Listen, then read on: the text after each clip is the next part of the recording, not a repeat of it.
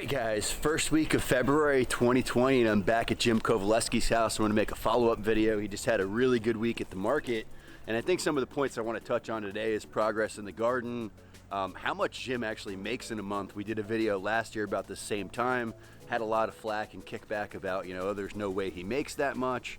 And the third thing I really want to touch on is how Jim feeds his garden. That's the biggest question we get out here all the time. What does Jim use for fertilizer? How does Jim feed his plants?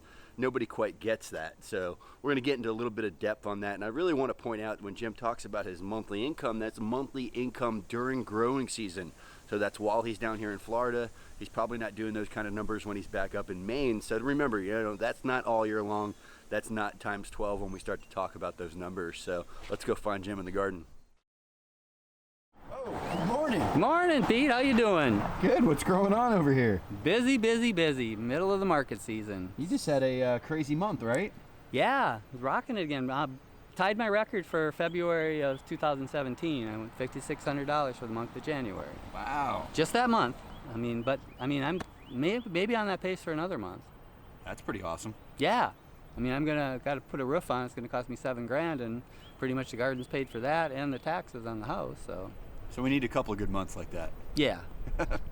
So this bed's coming along, huh? What's going on over here? So these are the seedlings that I planted in the last soil block video. And so they'll be coming on in about 3 weeks as what's behind us is finishing out. And what's behind us is what you filmed me planting about 6 weeks ago.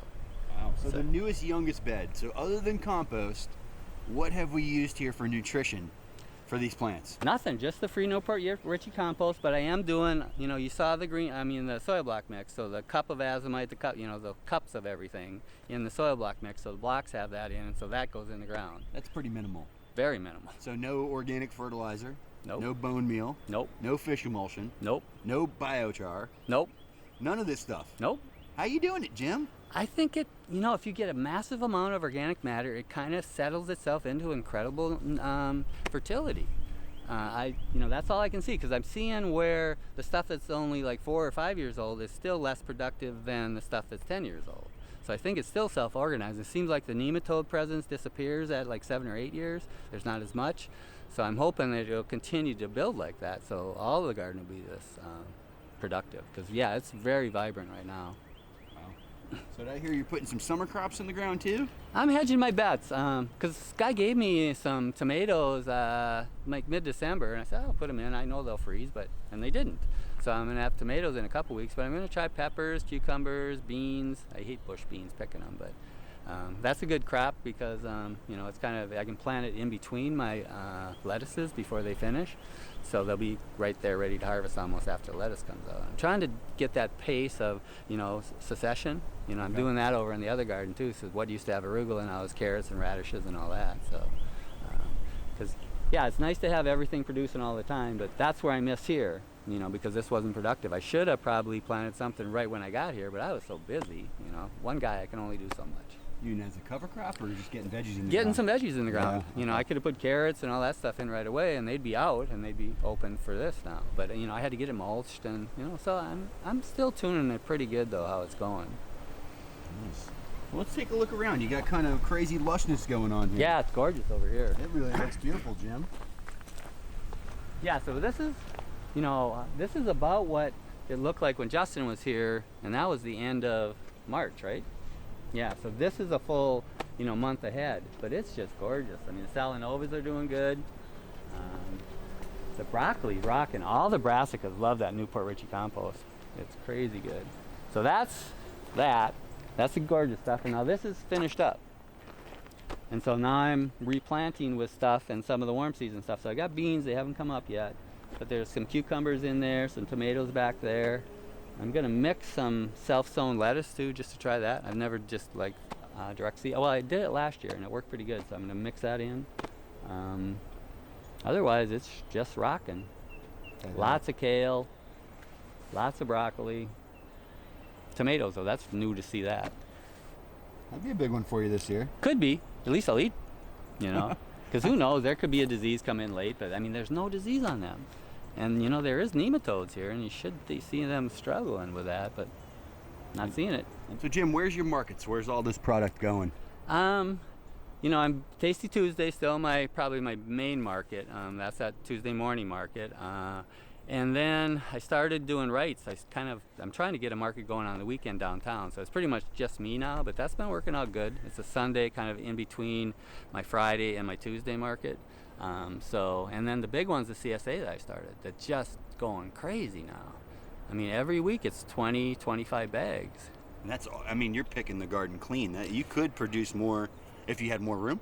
No, well, so right now I'm picking it clean, but now this is coming in. So now I'll have access. So I could, get it harvest, get the market. I'm doing, 60, 70 hours a week right now. That's the market season. That's what it is, because I'm planting, harvesting, and marketing all together. So you're not just working 2 hours a day and napping and reading books. You're working pretty hard right now.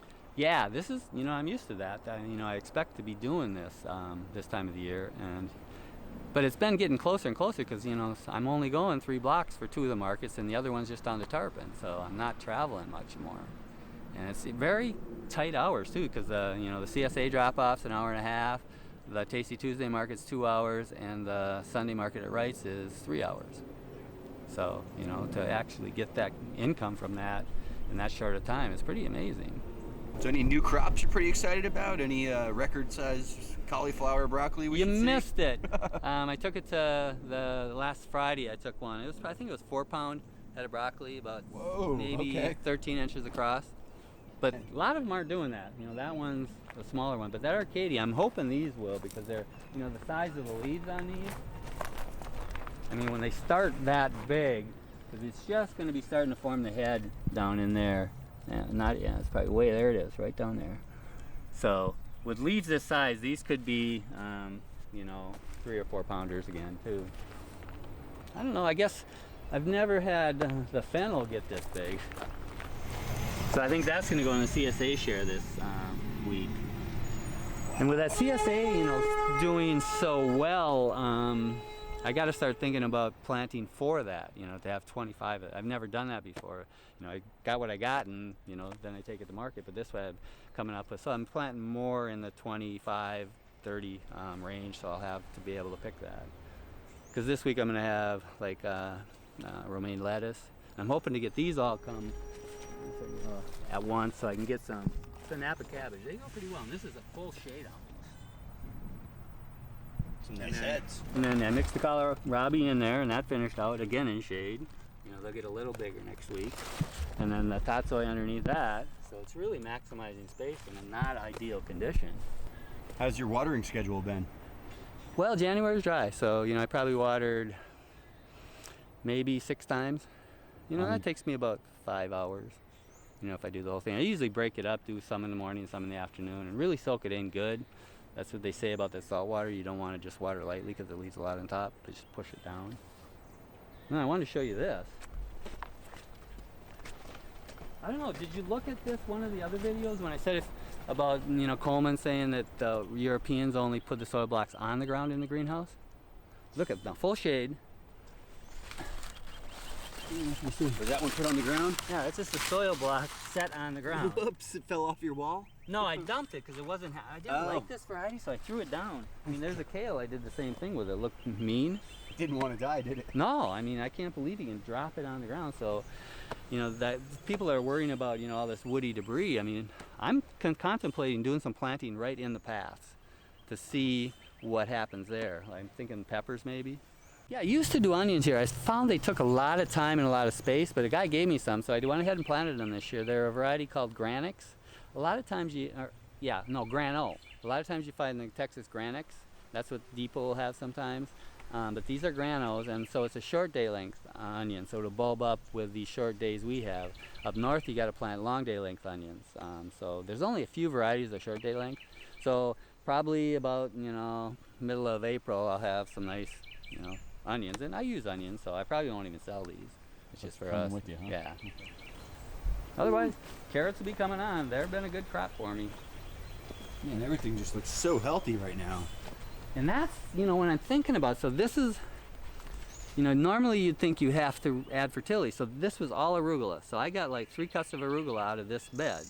And I didn't do any amending. I just planted again the carrots, the turnips, and the radishes, and they're still vibrant. So I think there's such a like bank of soil fertility in here, as long as I keep topping it with that 2 inches twice a year, that I can't exhaust it. So that's pretty cool too, that, you know, you get multiple crops without, I mean, I'm watching the Kaisers, you know, as soon as they cut the broccoli out, they put the, you know, 2 inches of compost on top and then replant, but I'm not doing that. I can see the question, who is the Kaisers? Yeah, that keeps coming up. So I think they're called Singing Frog Farm out in somewhere in the west. I think it's Oregon or Washington. I think it's Washington. But they're cutting edge as far as production. It's amazing how well they're producing. Just like getting 7 crops a year off of, you know, 1 piece of land. Whereas all the normal organic farms around them are happy to get 3. But they're just on top of succession. And they're in a low spot, so they ended up getting frost, so they have cold issues too, and they're still getting these incredible crops. So I'm impressed with them. That's definitely worth checking out online. All right, Jim, peak of season, everything's looking great. Sure is. We will be back in a couple of weeks. Are you ready for us? I am. Huh? All right, I'll see you soon. Yeah. All right, guys, so peak season follow-up video with Jim. This place is just looking so healthy, so lush. I just had to get back over here and show you guys. I mean, the vibrancy in these plants is just next level. So I think the next video I'm gonna do with Jim is actually gonna be following up with that buyer's club. So I'll come over, film a little bit of the bagging process, the delivery process, and we'll show you what's in one of those bags.